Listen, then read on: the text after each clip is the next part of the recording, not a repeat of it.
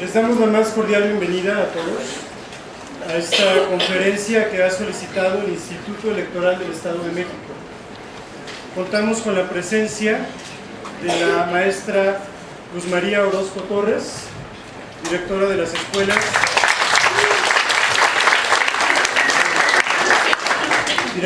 escuelas de Ciencias Administrativas y Pedagogía, la maestra Rosaelia Mendoza Pérez,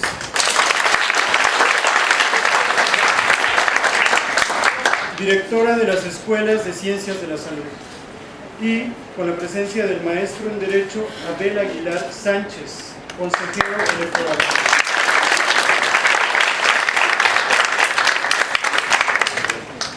A continuación les comentaré una pequeña reseña curricular del maestro en Derecho Abel Aguilar Sánchez, licenciado en Derecho por la Universidad Autónoma del Estado de México, maestro en Derecho Fiscal por el Colegio Superior de Ciencias Jurídicas de la Universidad Humanitas, aprobado con mención honorífica.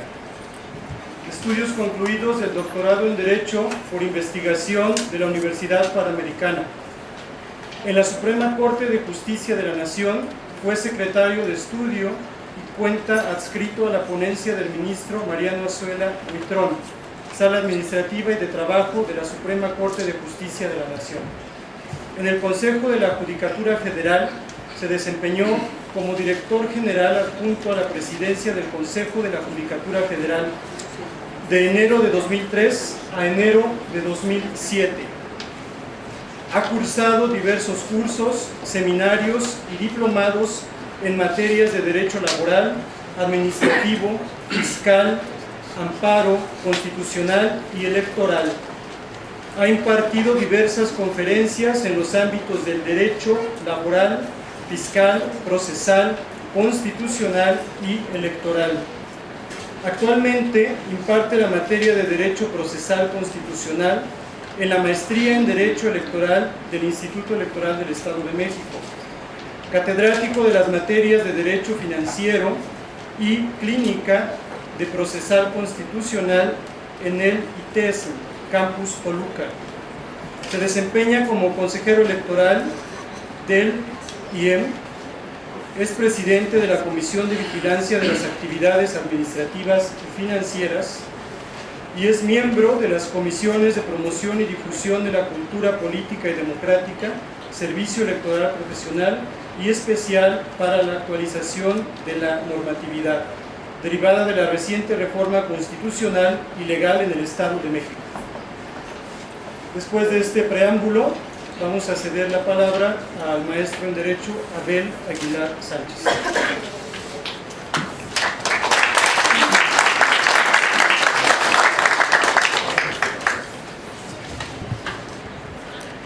Muy buenos días, tengan todos ustedes. En primer lugar, quiero agradecer pues, la gentileza de las autoridades de la Universidad La Salle, de Nezahualcóyotl, por la apertura de estas instalaciones, por la oportunidad de platicar con ustedes. Agradecerle pues, a la maestra Luz María Orozco Torres, ¿verdad?, directora de la Escuela de Ciencias Administrativas y Pedagogía, y también agradecerle a la maestra Rosaelia Mendoza Pérez, directora de Ciencias de la Salud, insisto, por esta gentileza, por la apertura de estas instalaciones. También agradecer pues, la participación, la presencia de mis compañeros servidores electorales que nos acompañan, ¿verdad?, de Daniel Ramírez y de Perla Ramírez, entiendo son los que ya están con nosotros. También invitamos a los demás integrantes de estos órganos desconcentrados que a lo largo de la plática yo creo que vamos a ir entendiendo esta figura muy importante para la organización de las elecciones, como lo vamos a ver en el desarrollo de esta plática. También quiero de veras sinceramente agradecer la presencia de todos ustedes, jóvenes universitarios, en las diferentes universidades en las que he estado. Lo he señalado y verdaderamente así me siento. Me llena de esperanza verlos presentes en estos auditorios, porque no soslayo los temas sociales, los temas políticos, cuando se habla de temas como la elección de nuestros gobernantes, como que son temas que lo dicen los estudios demoscópicos, yo no lo digo, como que no le interesa tanto a la juventud. Y yo creo que, bueno, la juventud es crítica, qué bien que sea crítica. Yo espero que también la juventud sea propositiva. Y creo que la juventud, los universitarios, pues advierten cosas que no les gustan en la política y a lo mejor eso los desanima en cuanto a su participación. Pero verlos, insisto, presentes, pues verdaderamente me llena de ánimo porque se advierte, yo advierto pues interés en estos temas y espero que al final de la plática pues el interés y la información que tengan sea suficiente para que ustedes tomen la decisión de participar en general en los temas sociales, en los temas políticos, pero por supuesto también participen en esta importante decisión que se va a tomar en el Estado de México en este año, que es la elección de gobernador. Esta plática la tengo concebida para que no sea un monólogo, sino que de alguna manera tenga la participación de ustedes. Yo creo que los jóvenes también desean ser escuchados, desean decir su verdad. Y en esta plática tengo, insisto, formuladas algunas preguntas. Yo quiero que estas preguntas pues se desenvuelvan, obviamente también las respuestas, en un ambiente de respeto, en un ambiente de participación. Yo creo que de los temas que vamos a hablar aquí, son temas de verdad muy importantes, son temas que van a afectarlos a ustedes en el momento presente y en el momento futuro, porque creo que es muy importante que los universitarios se preparen de manera correcta como profesionistas, pero creo que también es muy importante que participen en estas decisiones porque los gobernantes que elijamos van a incidir en nuestro futuro. De los gobernantes depende el entorno económico, depende el entorno político, depende el entorno social. Las políticas públicas las desarrollan los gobernantes. Entonces, que tengamos un entorno de esta naturaleza propicio para el desarrollo de los profesionistas, para el desarrollo de empresas, en fin, que tengamos incluso un entorno macroeconómico, depende de ellos. Si ustedes no participan, le van a dejar estas decisiones a otras personas y yo creo que habrá menores elementos para que en su caso, si no nos gusta lo que están haciendo los gobernantes, podamos protestar. Quiero yo incluso compartirles mi generación, que creo que es la generación de los papás de ustedes. Vivimos en un entorno macroeconómico muy complicado. Esta etapa, estas décadas de los 70s, 80s, 90s, fueron décadas verdaderamente muy complicadas, con niveles macroeconómicos muy complicados. Teníamos índices de inflación de verdad muy graves. El peso llegó de un valor que estuvo muy estable durante mucho tiempo, 12.50, a valer 3,000 pesos. Claro, después se le quitaron 3 ceros y esto cambió la situación, pero juntar un poco de dinero para hacer algo de patrimonio era verdaderamente impensable, imposible. Ustedes no lo vivieron, yo creo que no lo tienen registrado en la memoria, pero lo quiero señalar porque, insisto, esto depende de nuestros gobernantes. Y si nosotros no nos preocupamos por estas decisiones, pues carambas, se va a afectar nuestras vidas, nuestro futuro, sin nuestra participación. Quiero empezar con una pregunta y la formulo esperando una respuesta de algún joven, de alguna compañera, ¿verdad? Para que con todo, insisto, con todo respeto, nos pueda compartir esta respuesta. Y la pregunta es muy concreta, es: para ti, ¿qué es la democracia? Hay conceptos muy técnicos, pero bueno, se trata ahorita de compartir conceptos sencillos. Yo espero así también desarrollar esta plática, porque entiendo, no hay entre los presentes abogados, sino de otra serie de carreras, de enfermería, de administración, de psicología. Vamos a dar esta plática de manera sencilla. Entonces también lo que busco con esta respuesta es que alguno de ustedes nos comparta con sus palabras de manera sencilla qué entiende por la democracia. pues está planteada la pregunta. ¿Alguno de ustedes que desee compartirnos su respuesta? Adelante, compañero. Bueno, para mí la democracia es cuando hay un grupo, un conjunto de gente que está tomando la decisión acerca de algo que les conviene a ellos y en el cual el porcentaje mayor es el unánime, es el que va a tener el derecho a elegir qué es lo que se va o a tomar una decisión. Para mí eso más o menos es lo que sería la democracia. ¿Tu nombre cuál es? Yosimar. ¿Perdón? Yosimar. Yosimar. Ok, muy bien. Vamos a darle un fuerte aplauso a nuestro compañero por su participación. Bueno, nuestro compañero nos plantea algunos conceptos interesantes, habla de decisiones unánimes. Yo creo que cuando hablamos de democracia, precisamente implica hablar de participación e implica hablar de construcción de consensos y, ¿por qué no?, también de decisiones en algunos casos unánimes. Pero quiero referirme de manera rápida a algunos conceptos sobre la democracia y la ciudadanía clásicas. Y no los quiero aburrir aquí mucho, vamos a pasar esto de manera muy rápida. La civilización en la cual vivimos es la civilización o la cultura occidental.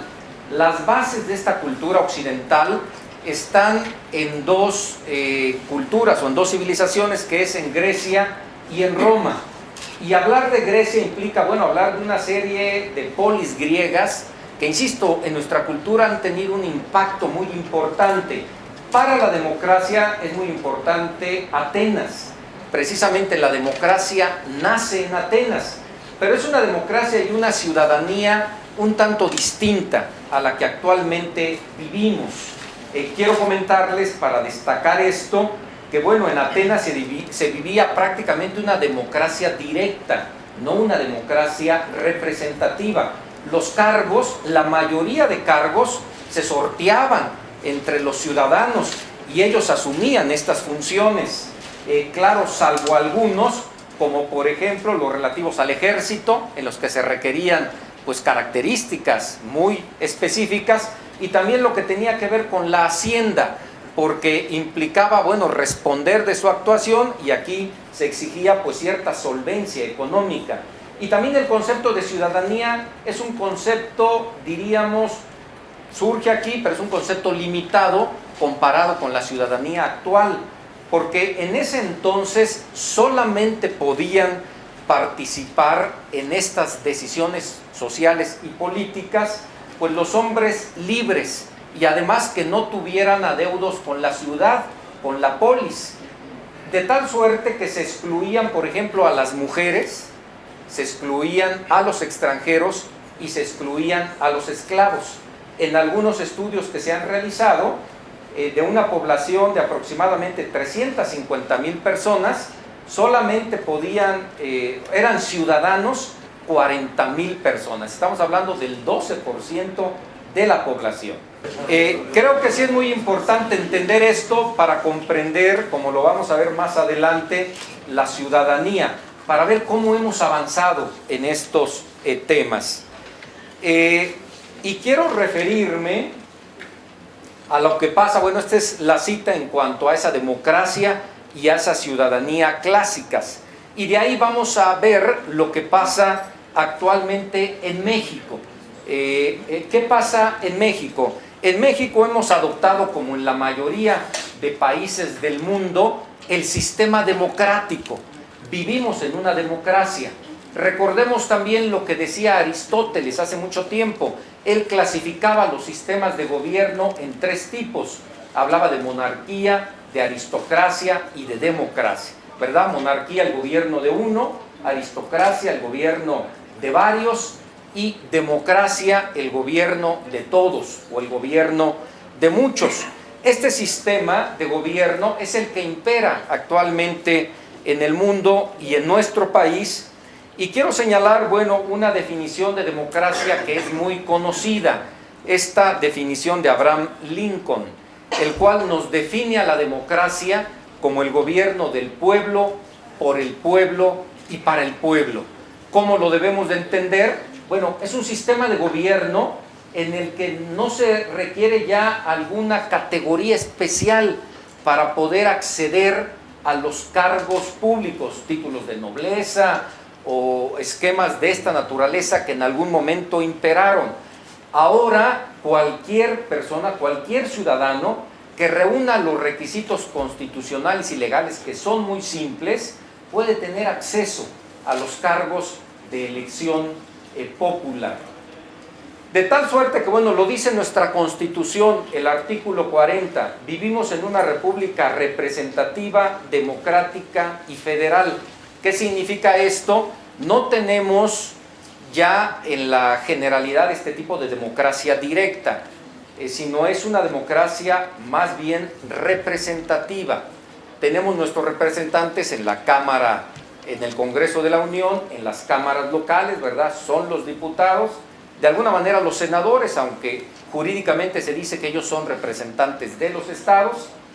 Vivimos sistema democrático y un sistema federal. No todos los sistemas democráticos son federales, hay sistemas centrales, pero nosotros vivimos en un sistema federal. ¿Esto qué significa? Que coexisten dos niveles de gobierno, el gobierno federal y los gobiernos estatales, y en consecuencia hay autoridades en cada uno de esos niveles que vamos a elegir, como lo vamos a ver más adelantito. Y también el artículo 41, cuando señala el sistema electoral, se refiere a este concepto que es importante: elecciones libres, auténticas y periódicas. Elecciones libres, esto significa que vamos a tener oferta política, vamos a tener una serie de institutos que van a participar, van a proponer una serie de candidatos con plataformas electorales, y los ciudadanos de toda esta alternativa podemos tomar decisiones. Las elecciones son auténticas de tal suerte que el voto que expresamos en las urnas tiene que reflejarse en los resultados derivados después del escrutinio y cómputo. Y periódicas, esto significa que no solamente vamos a votar una vez y nos olvidamos, sino que esta votación es periódica, dependiendo del tipo de cargos que vamos a elegir. Yo preguntaría, para presidente de la República, ¿cada cuándo votamos? Cada 6 años. Para senadores de la República, ¿cada cuándo? ¿Cuántos? 6, 3, bueno, así pasa, de repente hay dudas. En algún momento se renovaba la Cámara de Senadores cada 3 años, pero ahora es cada 6. Para diputados federales, ¿sí? Para gobernador del Estado de México, cada 6. Para ayuntamientos, cada 3. Exactamente, entonces, esto significa, insisto, la periodicidad de las elecciones. Siguiente pregunta, que quisiera, ya escuchamos a un compañero, ojalá podamos escuchar a alguna compañera. La pregunta es, para ti, ¿qué es la ciudadanía? ¿Cómo debemos de entenderla? O sea, ¿qué concepto podemos derivar de ella? Me gustaría mucho, la ciudadanía, bueno, no quiero meter mucho en la esencia, ¿verdad? Es primero la pregunta, pero de la ciudadanía depende de alguna forma la democracia, ¿verdad? Es un concepto muy importante. Entonces, ¿algún compañero o compañera que nos quiera compartir su respuesta? La compañera, si nos dices tu nombre fuerte, y si nos compartes también tu respuesta. Sí, Angélica Velázquez. Para mí la ciudadanía es la representación del Estado, que abarca pues a las personas, a todos los que estamos aquí, ¿no?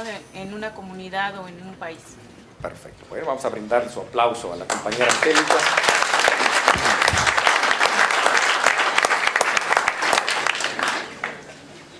Bien, sí, de alguna manera, cuando hablamos de ciudadanía nos referimos al Estado. No todos pueden participar, diríamos, en los asuntos sociales y políticos del Estado. Se requiere tener esta categoría, ¿verdad? Pero los requisitos que establece nuestra Constitución pues son muy elementales. Por ciudadanía, en primer lugar, yo quisiera que entendiéramos ese vínculo jurídico-político que tiene la persona, que tiene el individuo con el Estado. Y ese vínculo, ¿qué le permite? bueno, pues le posibilita precisamente poder participar en los asuntos sociales y políticos. Alguien que no tenga los requisitos, y me refiero al requisito de edad, que tenga 16 años y a lo mejor está muy enterado de lo que pasa en el país y dice, yo quiero participar para elegir a nuestro gobernador, en el caso del Estado de México, no lo puede hacer, ¿verdad? Porque no tiene los requisitos de la ciudadanía. Para la ciudadanía, la Constitución nos establece requisitos muy elementales, pero bueno, antes de ver esos requisitos, lo que quiero señalar es que la ciudadanía tiene una categoría de, como ahí lo señala, de derecho constitucional, que esto para los abogados es muy importante, porque la Constitución es el órgano, es el ordenamiento de gobierno máximo al cual están subordinadas todas las demás leyes.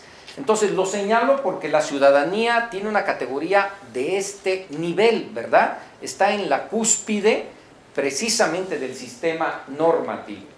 ¿Qué establece la Constitución en cuanto a los requisitos para ser ciudadano? Bueno, pues esencialmente son dos. Lo establece el artículo 34 de la Constitución Federal, y un primer requisito es la edad. Tienen que haber cumplido 18 años. A mí me gustaría saber si alguno de los presentes tiene menos de 18 años.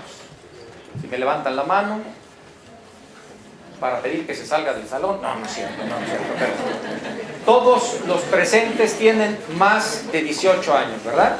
Entonces, bueno, creo que estamos hablando de un tema que a todos nos incumbe, ¿verdad? Todos los presentes tenemos el primer requisito y todos los presentes cumplimos con esta característica. No hay un límite superior, ¿verdad? Quien tenga ya, nuestros queridos viejitos, 80 años, bueno, siguen siendo ciudadanos, no se pierde la ciudadanía por cuestiones de edad. El segundo requisito es tener un modo honesto de vivir. Ya no se nos exige, como lo veíamos en la Grecia clásica, que no tengamos adeudos con la polis, porque a lo mejor ahí dejábamos a la ciudadanía en el 5% de la población, ¿verdad? Ya ahorita no es requisito, insisto, alguna situación económica en lo particular, sino son estos dos requisitos elementales.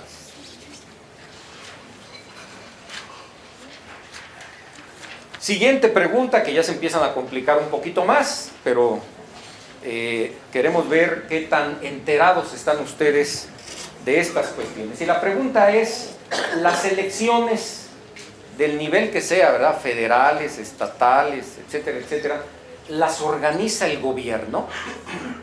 Quisiera saber, a ver, ¿quién nos comparte? ¿Algún compañero? Adelante, compañero. Nuevamente tu nombre, si eres tan amable, Antonio. Y si nos compartes. ¿Antonio? Sí.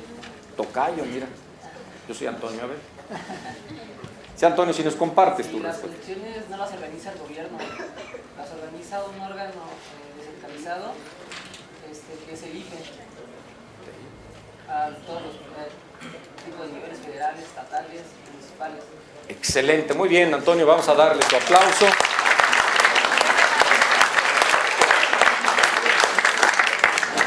Vamos a darle el aplauso a Antonio y vamos a precisar algunas cuestiones, como lo vamos a ir viendo en las filminas.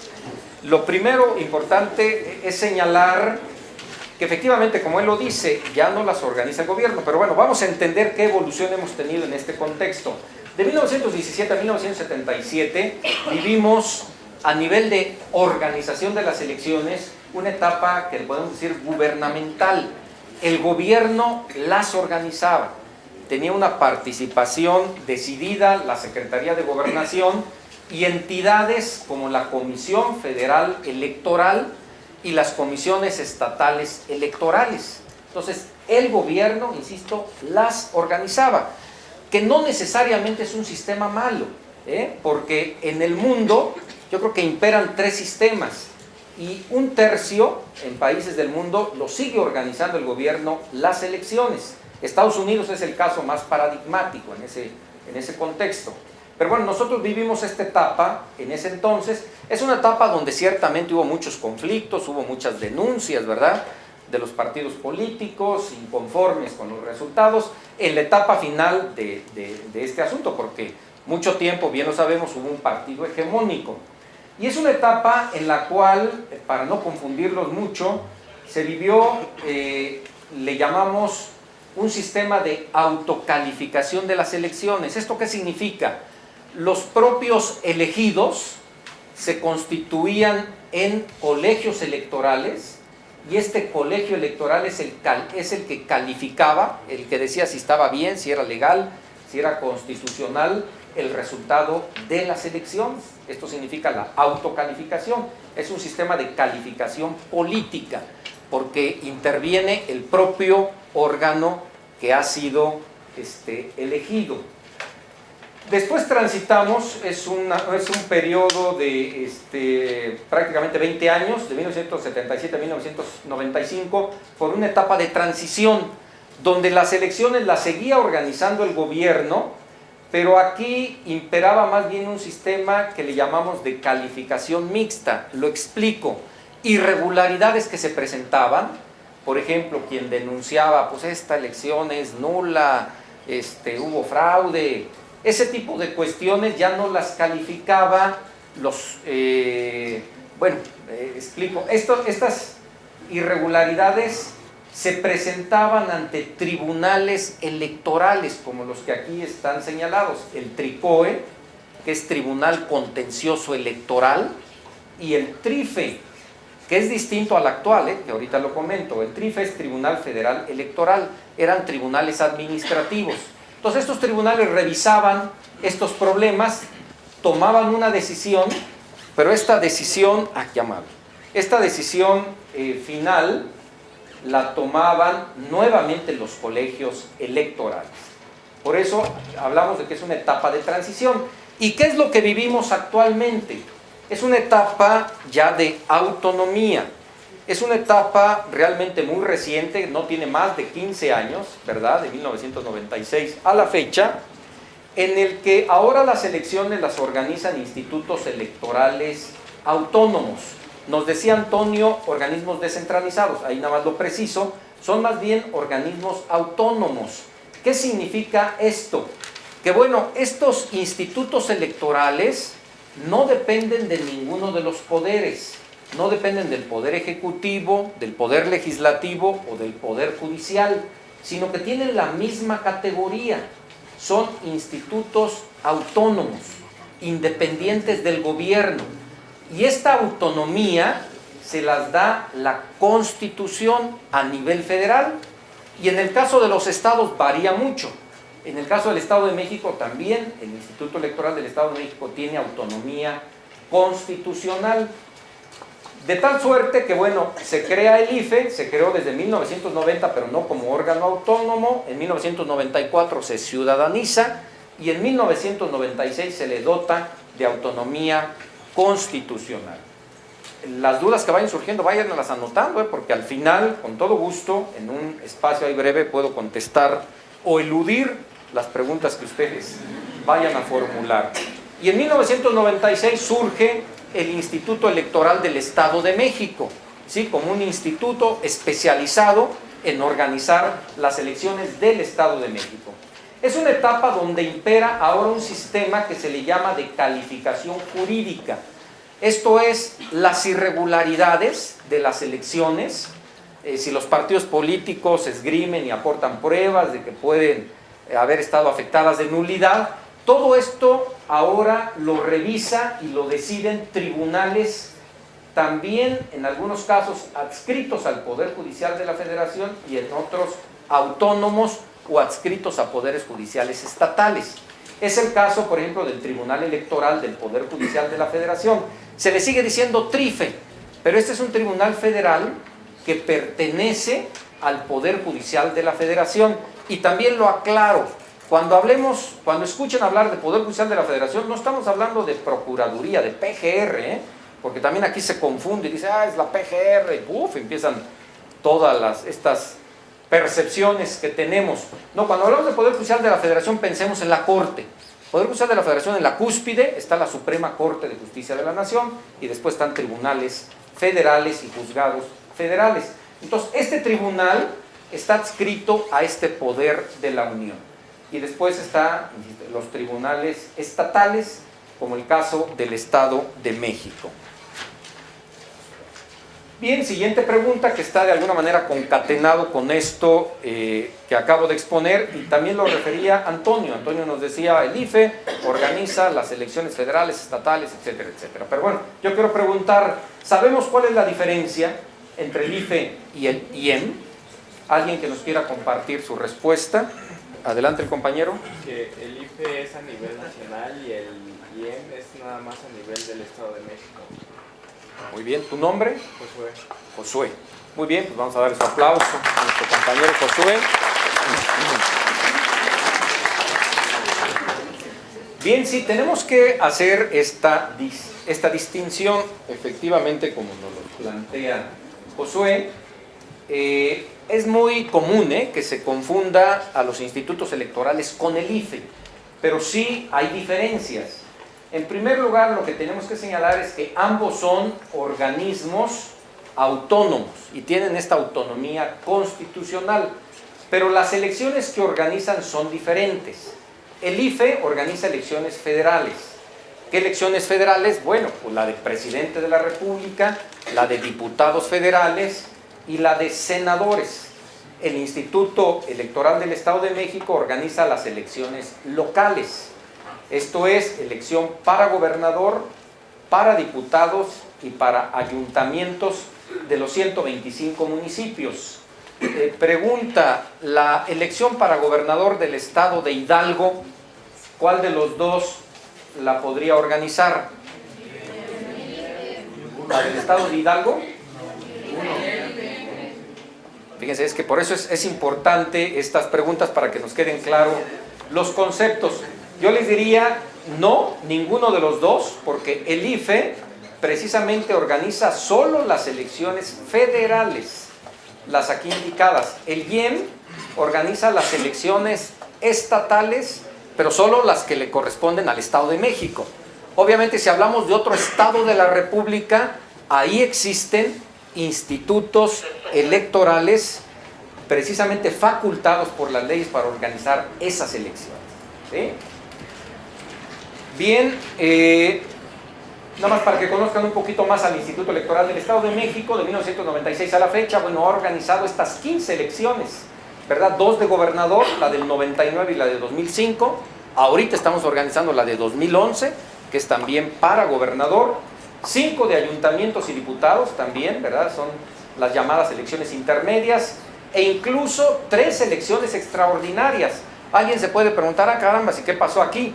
Bueno, pues lo que sucede es que, como en todas las elecciones, puede haber empates, ¿verdad? Técnicos, pueden declararse la nulidad de esas elecciones y en ese contexto, bueno, pues implicará organizar elecciones extraordinarias.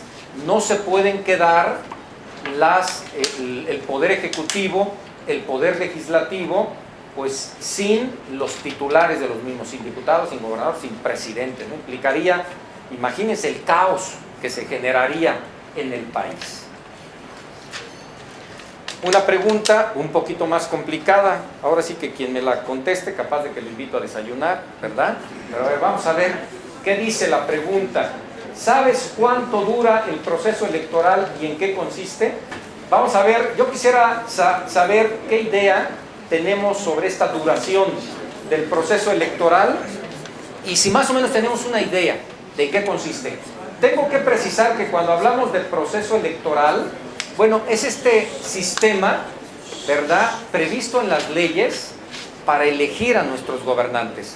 A eso nos estamos refiriendo con proceso electoral, todo el camino que tenemos que seguir o que tiene que seguir el Instituto Electoral, los competidores, para llegar a ese importante día que es la jornada electoral. Pero a alguno de los presentes que nos comparta su idea, durará un día, 2 días, una semana, 5 años. Adelante, la compañera, ¿tu nombre? Cristina. Cristina. Creo que son 45 días, ¿no? Ok.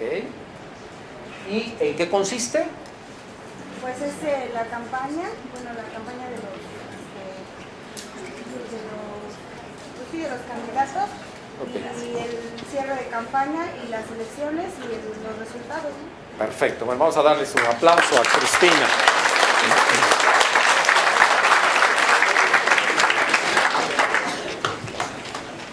Bueno, lo primero que quiero comentarles es que el Instituto Electoral no puede organizar el proceso electoral como se le ocurra, ¿verdad?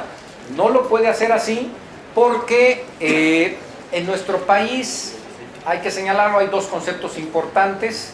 Uno, vivimos en un Estado de Derecho. ¿Esto qué significa? Que bueno, las instituciones que integran al Estado están reguladas por la ley, están reguladas por el derecho. Y también los abogados decimos, existe un principio que le llamamos de legalidad, que nos indica que bueno, las autoridades no pueden hacer más que aquello que la ley les permite. Entonces esto lo aplicamos al proceso electoral, porque los procesos electorales no los puede organizar los institutos electorales como se le ocurra.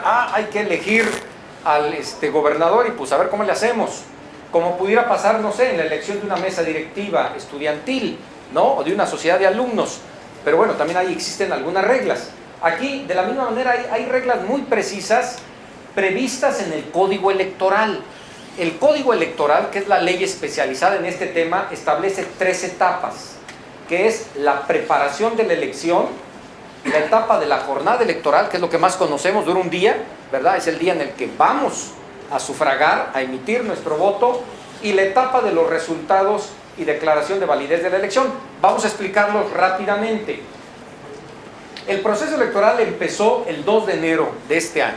Entonces, para responder la primera pregunta planteada, el proceso electoral, si nos vamos del inicio a la jornada electoral, va a durar 6 meses. Aunque ahí estamos abarcando 2 etapas, no la totalidad. Pero bueno, quedémonos con esta idea, ¿verdad? Del 2 de enero al 3 de julio, pues prácticamente son 6 meses. ¿Y qué es lo que se hace en preparación de la elección? Entonces vamos a tratar de imaginarle un poquito. Yo creo que pues, la mayoría de ustedes han organizado una fiesta, ¿verdad? Una fiesta ahí con sus cuates. A lo mejor la fiesta familiar es muy fácil, pero una fiesta ya con los compañeros, no sé si involucramos otras universidades, otras escuelas, vamos a ver que no es tan sencillito y es un tanto complicado. Aquí se trata de organizar una fiesta electoral a la que están invitados 10.5 millones de ciudadanos. Entonces imaginémonos lo complicado que significa esto. En primer lugar, lo que tiene que hacer el instituto es integrar la estructura electoral, diríamos el ejército electoral que va a participar en esta fiesta electoral. Entonces, se trata de integrar estructuras en 45 distritos electorales. ¿Qué es esto de distritos electorales? Bueno, quedémonos con la idea de que son ámbitos territoriales, ¿verdad?, que pueden abarcar varios municipios, o incluso hay municipios tan grandes, el caso de Nezahualcóyotl, que tienen varios distritos, pero son ámbitos territoriales donde se organiza la elección. Entonces, en el Estado está regionalizado en estos 45 distritos y ahí se integran varios organismos. Y bueno, los que estudian administración, y todo el mundo yo creo que lo van a entender perfectamente, porque se integran órganos ejecutivos y órganos directivos. Los órganos ejecutivos se denominan juntas distritales. Precisamente con nosotros tenemos pues a varios compañeros, ¿verdad?, las cabezas o los integrantes de estas juntas distritales aquí en Nezahualcóyotl, para que los conozcan y si algo no les gusta les reclamen. Ya le estoy echando a andar ahí. No, pero son entonces las juntas distritales, precisamente los órganos ejecutivos, ellos tienen de alguna manera esta enorme responsabilidad en estos distritos de organizar la elección. Son 3 los que integran la junta distrital: el vocal ejecutivo, el vocal de organización y el vocal de capacitación. Incluso la denominación nos permite entender qué hace, ¿verdad?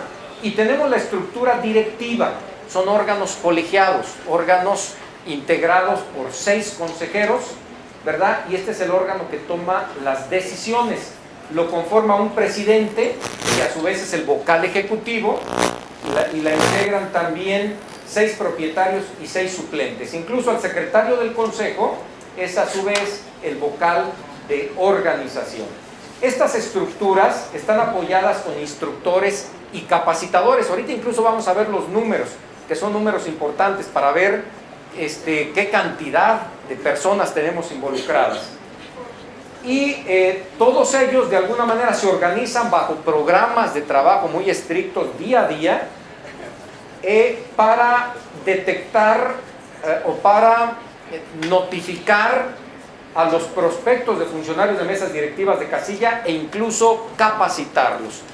Todos ustedes yo creo que saben que precisamente quienes reciben la votación de los ciudadanos son estos funcionarios, los integrantes de las mesas directivas de casilla. Aquí estamos hablando de un presidente, de un secretario y de 2 escrutadores, pero también de 3 suplentes generales, en todo caso para sustituir algunas ausencias. Estos funcionarios de mesas directivas de casilla también pues no se escoge a cualquiera, diríamos, sino que son producto de un proceso de insaculación. En este año se insacularon más de 2 millones de ciudadanos, el 20% de la lista nominal. Y de ahí ya estamos ahorita en esta etapa, ya se realizó la segunda insaculación y ya prácticamente en todas las mesas directivas de casillas están definidos, diríamos, estos 7 funcionarios. También se tiene una lista de reserva. Por otro lado, ¿qué es lo que hacemos? O sea, si advertimos, antes los números. Y aquí están los números para que tengamos pues una idea de todos los que participamos en estas decisiones. Hablamos de 45 órganos distritales. Si hablamos de 3 vocales por cada junta distrital, pues estamos hablando de 135 personas. Después 6 consejeros por cada distrito. Hablamos de 270 consejeros distritales propietarios.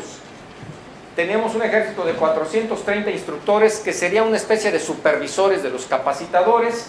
Después poco menos de 2.800 capacitadores, los que van pues a las casas, ¿verdad?, a tocar, a notificar y a capacitar a estos funcionarios de mesas directivas de casilla. Vamos a integrar este número, hay que actualizarlo porque ya el último corte se van a integrar en todo el territorio estatal poquito menos de 17.500 casillas en todo el territorio nacional, insisto, para recibir la votación, y prácticamente se tienen capacitados a poquito menos de 125,000 funcionarios de mesas directivas de casilla. Suena, mencionarlo es rápido, pero implica capacitar pues a un estadio azteca, más un cuarto más, ¿verdad?, para que participen en esta organización de esta fiesta electoral. Esta entonces es esta etapa o esta vertiente de organización de las elecciones.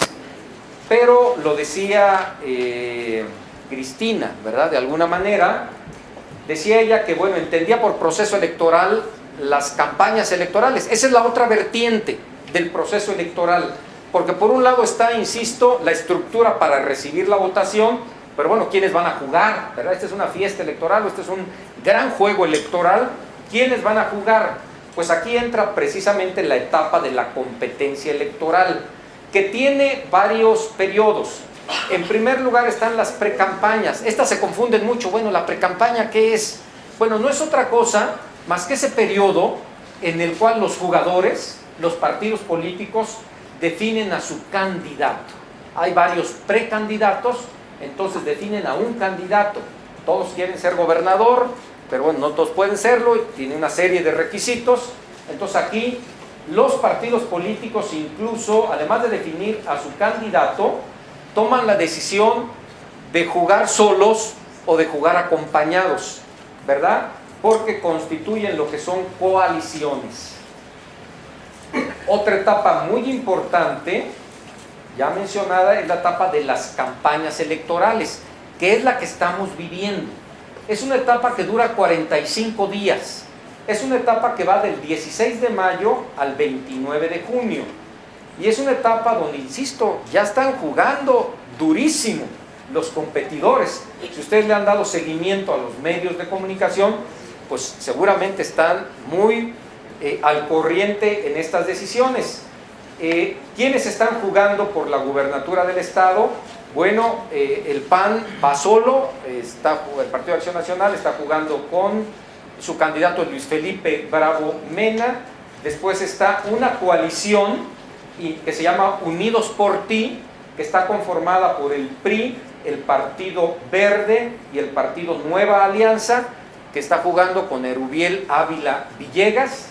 Después tenemos otra coalición que se llama Unidos Podemos Más, que la integra el PRD, el PT y el Partido Convergencia, y está jugando con Alejandro Encinas Rodríguez. Diríamos, son precisamente quienes están participando en esta elección.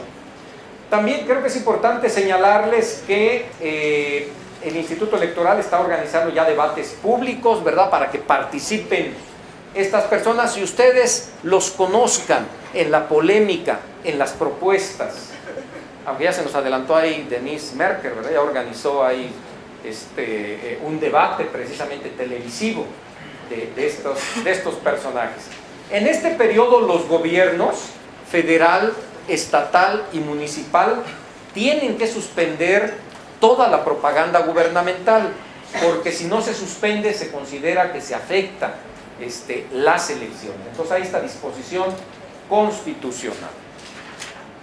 Siguiente etapa es una etapa que dura un día, que ustedes yo creo que la conocen muy bien, es la etapa de la jornada electoral. Empieza con la instalación de las mesas directivas de casilla, que se instalan a las 8 de la mañana. Después es la etapa donde se emite el sufragio ciudadano, donde los ciudadanos tenemos ese derecho y esa obligación de ir a votar. Es una etapa donde también los partidos políticos pueden expresar sus protestas, y es una etapa que termina a las 6 de la tarde con el cierre de mesas directivas de casilla. Claro, si hay ciudadanos formados, si hay votantes, no se puede cerrar hasta que terminen de sufragar. La tercera etapa se llama de resultados y declaración de validez de la elección. Ya que votamos, bueno, pues ahora hay que contar los votos, ¿verdad? Es la etapa donde se realiza el escrutinio y el cómputo.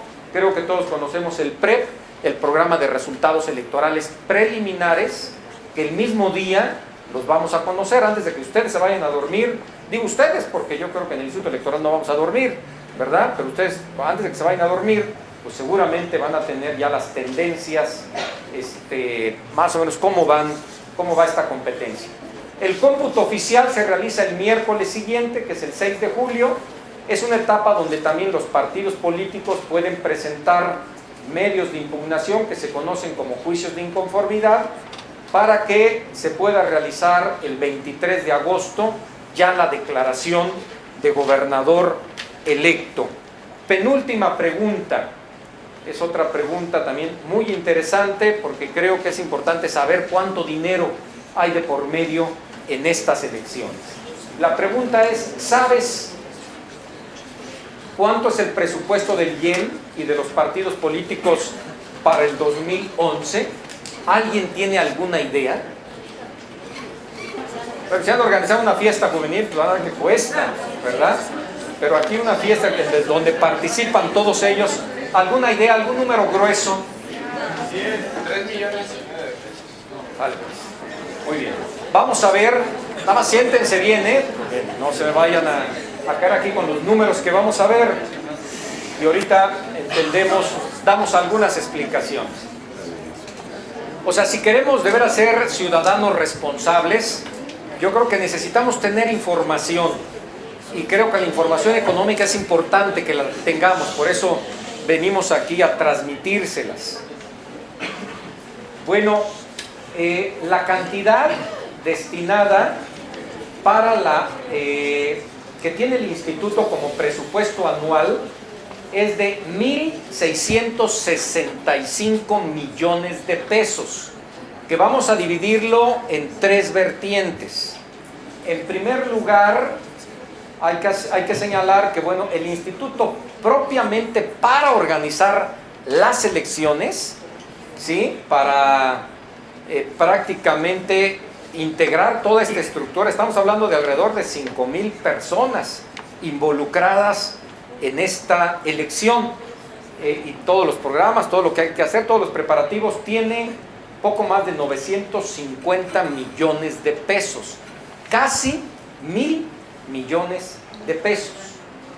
La otra vertiente muy importante son esta otra cantidad, que es el financiamiento para los partidos políticos, lo que tienen los 7 partidos políticos acreditados ante el instituto.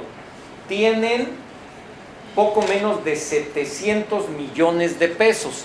Ahorita vamos a ver cómo están distribuidos. Y después hay otra cantidad más pequeñita, y ya la quisiéramos tener, ¿verdad?, de 10,200,000 pesos, que es una cantidad que paga el Instituto Electoral al IFE por una serie de servicios que le presta. Por ejemplo, el IFE o el Instituto Electoral no tiene un padrón electoral propio, como no lo tienen los estados, ¿verdad? Quien tiene este padrón federal es el IFE. Entonces, de alguna manera se lo presta a los institutos, y no solamente esto, le presta el servicio de padrón electoral, de lista nominal, que bueno, a lo mejor aquí tengo que explicarlo. Son cosas distintas, aunque parecidas. La lista nominal, nada más para que lo entendamos, es esa relación que existe de los ciudadanos que recogieron su credencial para votar. En el padrón electoral están todos los ciudadanos, de alguna manera, pero ahí hay ciudadanos que no han recogido su credencial para votar y en consecuencia no pueden ejercer este derecho, porque para hacerlo requerimos la credencial para votar.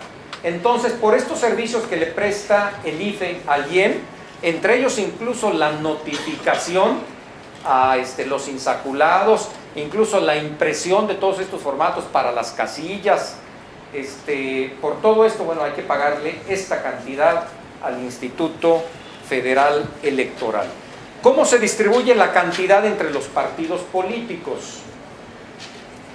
Bueno, lo primero que tenemos que entender es que los partidos políticos tienen 3 tipos de financiamientos públicos. Tienen el financiamiento para actividades permanentes, esto es para que puedan funcionar.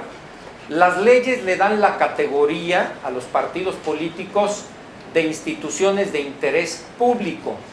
No son gobierno, pero sí se consideran que son imprescindibles para la democracia. Entonces se consideran entidades de interés público y en consecuencia se les da estos financiamientos para que puedan operar. Entonces, para actividades permanentes, tienen los partidos políticos 240 millones de pesos. Para quien le gusten los números, no quiero aquí darles muchos números, pero para quien le gusten los números, alguien pudiera preguntarse, bueno, ¿y esto, caramba, cómo lo hicieron para llegar a esta cantidad? Bueno, también está previsto en la ley, en el Código Electoral. El Código Electoral nos dice que hay que multiplicar el 40% del salario mínimo vigente en la capital.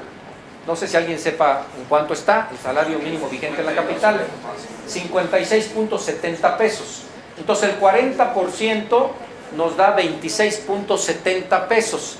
Esto hay que multiplicarlo por la lista, por el padrón electoral al 31 de diciembre anterior, que andaba en 10.5 millones de ciudadanos. Entonces estos 26.70 por los 10.5, hay que restarle el primer número. Esta multiplicación nos da esta cantidad, poquito menos de 240 millones de pesos. Y alguien pudiera preguntar, bueno, ¿y cómo lo dividen? Bueno, también está previsto en el código. Hay una fórmula que se le llama de equidad electoral, que consiste en lo siguiente: el 15% de estos 240 se distribuye de manera paritaria. Esto es igual entre los 7 partidos políticos. Y el 85% restante se distribuye de acuerdo con la fuerza electoral. ¿Cómo se mide? De acuerdo con los resultados de las elecciones para diputados inmediata anterior. Eso nos va a dar porcentajes. Entonces aplica ese porcentaje a ese 85% restante y ya sumadas las dos cantidades, la cantidad paritaria y la cantidad de fuerza electoral, nos da estos resultados ya particularizados. Y ya no les voy a dar más fórmulas, aunque me las sé, Bueno, la otra es la obtención del voto, que es el financiamiento para proceso electoral, lo que están gastando ahorita los partidos políticos para el proceso electoral. Esta cantidad no se da siempre, solo cuando hay proceso electoral. Aquí estamos hablando de que de manera genérica se otorga el 180% de esta cantidad y ya después se distribuye conforme a la fórmula de equidad que les dije. Está actividades específicas, que es el 2% de actividades permanentes, y está esta otra cantidad que se le llama de organización de procesos internos, o que se conoce como precampañas. Aquí estamos hablando del 5% de esta cantidad de promoción del voto. De esta manera, bueno, tenemos los 700 millones de pesos. Siguiente pregunta, ¿quién me repite las fórmulas? Ya no podemos llegar ahí, ¿verdad? Bueno, todo este dinero está vinculado también con estas cifras, ¿verdad? Yo les comentaba, bueno, el dato de la lista nominal de poco más de 10.5 millones de ciudadanos, ¿verdad? Y este es un dato interesante. Si nosotros dividimos ese presupuesto que les mencioné de 1.665 millones entre los 10.5 millones de ciudadanos, nos da un costo del voto, aquí hay que ajustarlo, de 157, 158 pesos. Eso es lo que cuesta, lo que le cuesta al Estado mexicano precisamente la organización de las elecciones, que ustedes vayan a votar. Pero si partimos de la idea de que no todos participan, que esta es una realidad, pues no solamente de nuestro país, pero pues yo creo que sí, que no porque sea mal de muchos, pero vamos a conformarnos. Aunque bueno, también hay que señalarlo, hay países con votaciones extraordinarias. Brasil, aunque claro, ahí es voto electrónico, tiene una votación del 80%, pero bueno, es un caso especial, a lo mejor no puede ser comparable, pero quiero mencionarlo porque bueno, hay índices de participación mucho mayores, ¿no? Hablando incluso de propio América. En nuestro país, hablando solamente del Estado de México, en las elecciones últimas de gobernador, tenemos en el 99 participó poco menos del 47% y en el 2005 poco menos del 43%. Entonces, si consideramos estos niveles de abstencionismo, el costo del voto se duplica, ¿verdad? Se va alrededor de 315 pesos, que es importante que lo tengamos referido. Última pregunta, ¿cómo puedes participar en este proceso electoral? Creo que es importante, con toda esta información que les estoy aportando, ¿cómo se les ocurre que pueden participar? Yo creo que es muy claro votando, ¿verdad? Pero ¿qué otra forma existirá de votar? A ver, adelante. Por favor, tu nombre. Lili Áviles. ¿Iris? Lili. Lili. Bueno, yo pienso que por medio de cuando tramitamos nuestra credencial de elector, estamos participando, ¿no? Y además cuando nos eligen como funcionarios de casilla y aceptamos, y al momento de dar nuestro voto. Perfecto, muy bien. Lili, también su aplauso.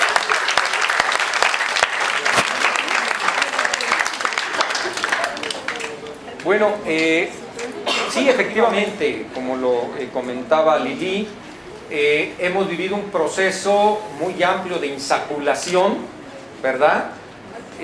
Donde se definió precisamente quiénes podían desempeñar este cargo de funcionarios de mesas directivas de casilla. Ahí el procedimiento es muy sencillo. En el Consejo General del Instituto se define un mes calendario que se definió en noviembre, y todos los nacidos en noviembre y en los meses subsecuentes hasta completar el 20% de la lista nominal fueron notificados. Entonces, cuando sean notificados y les estén invitando a participar en estas decisiones, no le avienten el portazo a los capacitadores, ¿verdad? Porque pasa, ¿verdad? Mucho, sino que, caramba, a ver de qué se trata, a ver, platíquenme, me interesa, me falta información, pero creo que es una extraordinaria, de veras, oportunidad de involucrarse con el sistema electoral y ponerse granito de arena para nuestra democracia. Pero también nos comentaba el compañero Farid, si somos designados como consejero electoral. Bueno, aquí más bien la invitación sería, si cumplimos los requisitos, y a lo mejor aquí les voy a dar un dato que se van a tener que esperar un poquito, porque se requieren 25 años. Entonces, para participar, por ejemplo, para vocales, para consejeros, necesitamos esta edad mínima. A nivel de estudios, nada más es certificado de preparatoria, pero bueno, participan. Tenemos en vocales, tenemos, si mal no recuerdo, una persona con doctorado, tenemos varios con maestría, varios con títulos profesionales, pero el requisito académico es preparatoria. La edad son 25 años y ahí hay que participar en un proceso de selección, pero es una manera también con ciertos requisitos de poder involucrarnos. Y aquí están algunos más, ¿verdad? La propuesta sería a que para ejercer este derecho del voto, de veras no lo hagamos como dicen las investigaciones y los estudios que existen en nuestro país, estos estudios demoscópicos que se centran en sondeos de opinión. ¿Qué es lo que nos dicen? Que carambas, votamos por la más guapa o por el más simpático. Híjoles, yo creo que está bien tomar esas decisiones, pero no para elegir a nuestros gobernantes, ¿verdad? Una decisión como es la de nuestros gobernantes, ¿quién va a regir nuestro destino? Pues tiene que estar centrada más bien en su currículo, en su trayectoria, en sus propuestas de gobierno. No puede ser una decisión tomada a la ligera. Y yo creo que no es permisible para cualquier ciudadano, pero menos para los universitarios, ¿no? Que los universitarios no tomemos una decisión concienzuda, yo creo que no es muy justificable. Que dialoguemos con amigos y familiares sobre las propuestas de los candidatos, que le demos seguimiento a los medios de comunicación, pero que nos creemos, que formemos nuestro propio criterio. En ocasiones pensamos como piensa el medio de comunicación, pero yo creo que hay que hacer análisis críticos y crear nuestra propia convicción. También hay una manera de participar que es como observadores electorales. Aquí los requisitos para desempeñarse como tal son mínimos. O sea, primero, bueno, lo fundamental sería no tener vinculación con partido político. Aunque, bueno, pudiera ser esta vinculación, pero ya de tiempo atrás, de más de 5 años o más de 3 años anteriores, que no se tenga esta vinculación. Y los demás requisitos son muy elementales. Quien estuviera interesado puede ingresar a la página del instituto. Ahí hay un formato de inscripción, lo requisita, lo presenta ante el instituto, recibe un curso de capacitación y prácticamente está habilitado para desempeñarse como observador electoral. Esta observación electoral no es solamente para la jornada electoral, sino es para la etapa también de preparación de la elección. Entonces el observador electoral puede ir a las sesiones de los consejos distritales, por ejemplo. Entonces es importante que se conozca, ¿no?, esta información. Por supuesto, votar el día 3 de julio. Y algunas otras sugerencias muy rápidas, bueno, ya de alguna manera las hemos señalado. Hay que contrastar las propuestas, indagar en la reputación personal de los candidatos, ¿por qué no? Criticar la viabilidad de las mismas, ¿verdad? Quisiera que no nos quedáramos ahí, sino que como ciudadanos responsables, como estos buenos ciudadanos que necesita la sociedad, el Estado y el país, creo que es necesario que nos involucremos en la solución de los problemas de nuestra comunidad. Muchas veces esperamos todas las decisiones de papá gobierno. Yo creo que tenemos que cambiar. Tenemos ya que decidirnos a participar. Y hay muchos lugares donde podemos participar. El primer lugar sería la familia. Yo creo que siempre la familia tiene necesidades comunes. Entonces, en la familia es importante que participemos, que nos involucremos en esta problemática propia de cada una de nuestras familias. Y por qué no, ¿verdad?, más allá en las sociedades de alumnos. De repente, oye, que quién quiere ser presidente del grupo, y todos se esconden, ¿verdad? Entonces yo creo que es importante participar en estas decisiones. También en los grupos vecinales, en las colonias, en los barrios, en los fraccionamientos. Es muy importante que se dé esta participación. La revista Nexos, lo he señalado también en otros lugares, difundió una investigación que se hizo sobre el perfil de los mexicanos y no es muy alentador los resultados, porque nos plantea como individualistas salvajes, que solamente nos interesamos por nosotros, por nuestras cosas, ¿verdad? Y nos desinteresamos de las cuestiones sociales y políticas. Yo creo que es el momento de cambiar las cosas y ustedes lo pueden hacer. Entonces los invito a participar en ello, ¿verdad? En los asuntos comunitarios, sociales, públicos. Finalmente, quiero decirles que estoy convencido que la juventud es el futuro del país, pero también su presente.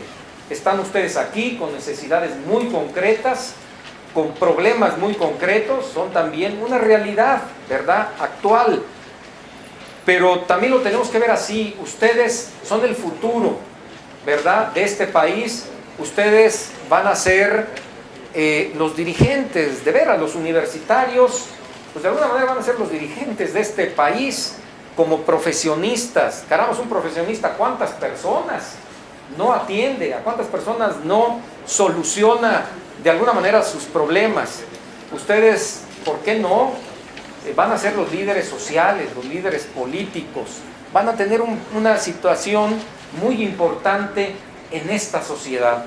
Entonces creo que es muy importante que así nos visualicemos, que así se vean. También estoy convencido que la juventud tiene valores, la juventud tiene principios, la juventud es idealista. La juventud no le gustan las situaciones mediocres, sino que, carambas, tiene grandes ideales, tiene grandes anhelos. La juventud es generosa, la juventud se entrega a buenas causas. Entonces yo creo que esta etapa que están viviendo es una etapa que necesitan encauzarla de manera positiva para transformar esta realidad que vivimos. Si no nos gusta lo que advertimos en la sociedad, yo creo que la manera de cambiarlas o la manera de mejorarlas está en la participación. Yo estoy convencido que en la medida de veras que los jóvenes se involucren en todas estas decisiones, este país va a cambiar. Porque además, bueno, tengamos presente que ustedes están construyendo su futuro y creo que quieren un extraordinario futuro, creo que quieren un buen país, creo que de alguna manera este país pues ya está de alguna forma construido por los adultos, pero es un país que ustedes pueden cambiar, que ustedes pueden modificar y en la medida en la que ustedes participen, las cosas pueden mejorar. Quiero terminar finalmente con una poesía que yo creo que de alguna manera refleja este espíritu juvenil. De alguna manera es una poesía que nos invita a salir adelante. Es una poesía en la cual, si la reflexionamos bien, vamos a ver que no nos debemos de arredrar ante los obstáculos que se nos presentan en el camino. Yo creo que este empuje lo tiene la juventud, ¿verdad? Ya cuando pasan los años, a lo mejor uno se vuelve más calmado, pero los jóvenes tienen este empuje, ¿verdad? Insisto, porque es el futuro el que están construyendo, su presente lo están mejorando y su futuro también lo están construyendo. Y esta poesía nos dice: no desistas.